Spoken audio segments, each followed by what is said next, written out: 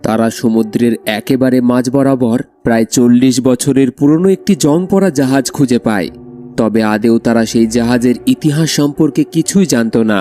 সেই জাহাজের কাছাকাছি গেলে নাকি মানুষ অদ্ভুতভাবে উধাও হয়ে যেত এবং প্রায়ই সেই জাহাজে একটি ছোট্ট বাচ্চাকে দেখা যেত। তবে কেন, কি রহস্য লুকিয়ে আছে এই জাহাজে এবং কেন মানুষ অদ্ভুতভাবে উধাও হয়ে যায়? আসুন জানা যাক এই 40 বছরের পুরনো জং পড়া জাহাজের গোপন রহস্য।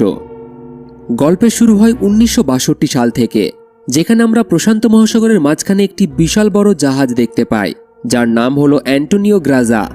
এই জাহাজে মোট 600 জন যাত্রী নিউ ইয়র্কের দিকে যাত্রা শুরু করেছিল। জাহাজে একটি পার্টি চলছিল, যেখানে একজন সুন্দরী গায়িকা গান গাইছিল এবং সবাই তার গান শুনে বেশ মজাতেই ডান্স করছিল। জাহাজের সকল যাত্রীরা এই সুন্দর মুহূর্তটিকে উপভোগ করছিল, কিন্তু তারা আদেও জানত না যে আর কয়েক মিনিটের মধ্যেই তাদের সাথে এমন কিছু ঘটতে চলেছে যা ভাবতেও গায়ের রক্ত হিম হয়ে যায়। সেই জাহাজে আমরা কেটি নামের একটি ছোট্ট বাচ্চাকেও দেখি।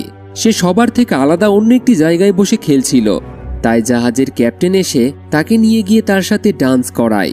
ঠিক তখনই আমরা এক রহস্যময় ব্যক্তিকে দেখি, যে জাহাজের ইঞ্জিন রুম থেকে একটি লিভার উপরের দিকে তুলে দেয়। সাথে সাথেই একটি ধারালো তার টান টান হয়ে সব মানুষের শরীর ভেদ করে চলে যায়। চারিদিকটা একেবারে নিস্তব্ধ হয়ে যায়। দেখতে দেখতেই সবার শরীর দুটো টুকরো হতে শুরু করে। এই রকম মর্মান্তিক দৃশ্য দেখলেও গায়ের রক্ত হিম হয়ে যায়। চারিদিকে শুধু রক্ত আর রক্ত ছড়িয়েছিল। তবে সৌভাগ্যবশত কেটি নামের বাচ্চাটি বেঁচে যায়, কারণ তার হাইট কম ছিল, যার কারণে তার মাথার ওপর দিয়ে তারটি চলে গেছিল। এইভাবেই কেটে যায় প্রায় 40টা বছর। সমুদ্রের মাঝে কয়েকজন মানুষকে দেখানো হয়, তারা একটি টাগবোটের মাধ্যমে একটি বড় জাহাজকে টেনে নিয়ে যাচ্ছিল। তখনই হঠাৎ সেই পুরনো জাহাজটি ডুবতে শুরু করে। এটি দেখে টিম লিডার মার্ফি তার টিমের একজন মেয়ে মরিনকে বলে ওই জাহাজটিতে কি হয়েছে তাকে দেখতে হবে। তাকে সেই পুরনো জাহাজে পাঠিয়ে দেয়, যাতে মরিন সেই জাহাজটিকে যে তার দিয়ে বেঁধে নিয়ে যাওয়া হচ্ছিল সেটিকে কেটে দেয়। কারণ যদি সেই পুরনো জাহাজটি ডুবে যায়, তবে তার সাথে তাদের টাগবোটটিও ডুবে যাবে, সবাই মারা যাবে।